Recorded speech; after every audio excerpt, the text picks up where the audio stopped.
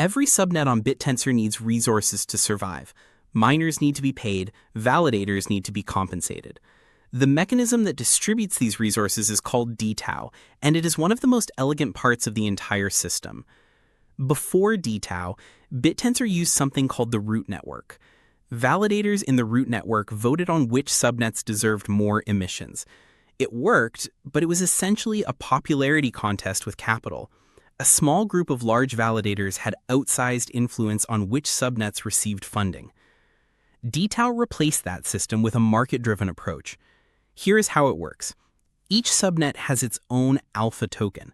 When you buy a subnet's alpha, you are injecting TAO into that subnet's liquidity pool.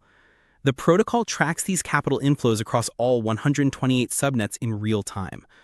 Subnets that attract more capital receive a larger share of the network's daily emissions, which are currently around 3,600 TAO per day. This means the market decides which subnets are valuable, not a committee, not a governance vote, not a foundation. If a subnet builds something useful and investors put money into it, the subnet earns more resources. If a subnet stops delivering value, capital flows out, emissions drop, and eventually the subnet gets deregistered to make room for something better. There is a built-in safety mechanism called the buyback. When an alpha token's price drops below a certain threshold, the protocol automatically buys back alpha to stabilize the price. This creates a soft floor, though it does not guarantee against losses. Think of it this way. Imagine if the stock market automatically fired the CEO and replaced the company every time a stock underperformed. That is roughly what Bittensor does with subnets through dTAO.